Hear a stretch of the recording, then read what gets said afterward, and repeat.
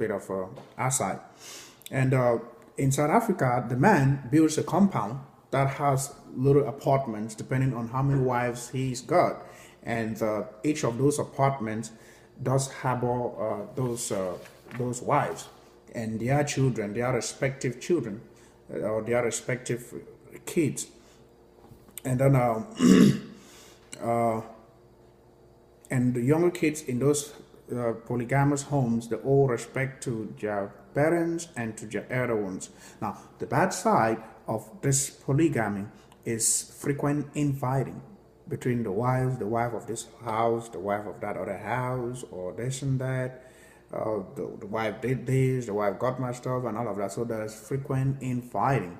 Now, another way that is structured is that at the end of the day, every meal, every wife brings food to the man's table. So I don't know, the man might just become a glutton because there's much to eat, and there is much to look after. There's much responsibilities to share to show that also.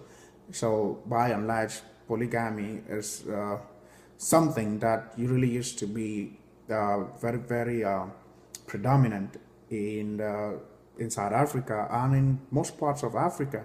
But in recent years, people really no longer see the need for polygamy. That's why it's so difficult nowadays in South Africa, as well as in my country and other African countries, to see a young man come up and be like, "Oh, I want to marry two wives." It really doesn't happen nowadays. But then those that got married long ago and are still living, they're still in that polygamous setting. But at this moment that I'm talking to you, it's really rare. Not that it doesn't happen, but it's rare to find that in South African country.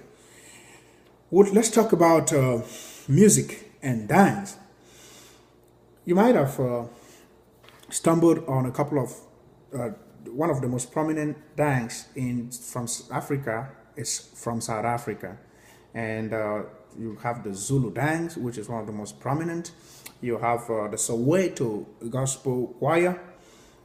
And this style of music in Africa is some sort of a combination of Western style of dancing with African spirits in what they call Afro fusion, which is, like I said, combination of Western style of dancing with African spirits. Yeah. So the Zulu dance is noted for its energetic performances. Jazz music like Hugh Masekela, Jonas Gwanga, Miriam Makeba, you might have heard of her, are all from South Africa. Then there's Afrikaans music that covers many genres. And you have people like Steve Hofmeyer, the punk rock, and you name the rest. Yeah.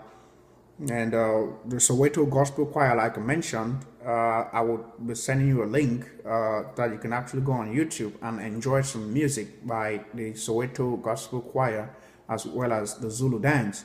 And you can see this is a picture of the Zulu, as well. No, this is a part of the Zulu attire in this musical group, and it's so interesting to watch them on YouTube. I will be sending you a link so you can actually go to YouTube and watch some of these things that I've been talking about. Then we'll look at cultural dressing in South Africa.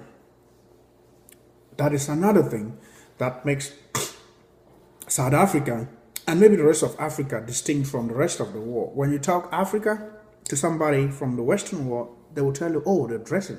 Oh, I like that dressing, that they do this and that with that." So looking at here, you see that dressing in South Africa varies from tribe to tribe.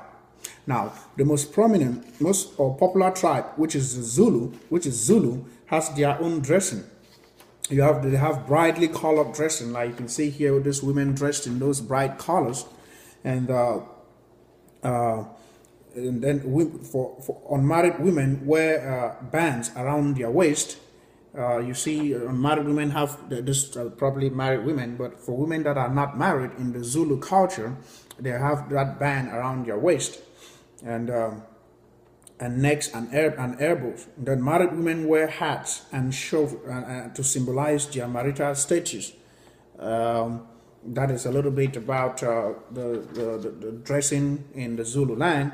And then for men, men will wear like some sort of animal coverings that is made from animal skin. If you can look at that picture, it's a picture of a typical cultural dress in Zululand. I picked Zululand because it's actually one of the most popular tribes in South Africa, the most popular, I would say, and most populated. So they have that to cover their skin weight and all of that. Now let's talk about holidays. That is the last aspect of this presentation, holidays in South Africa. I would tell you that South Africa, I think they have one of the most numerous holidays that any one country in the world does have. They have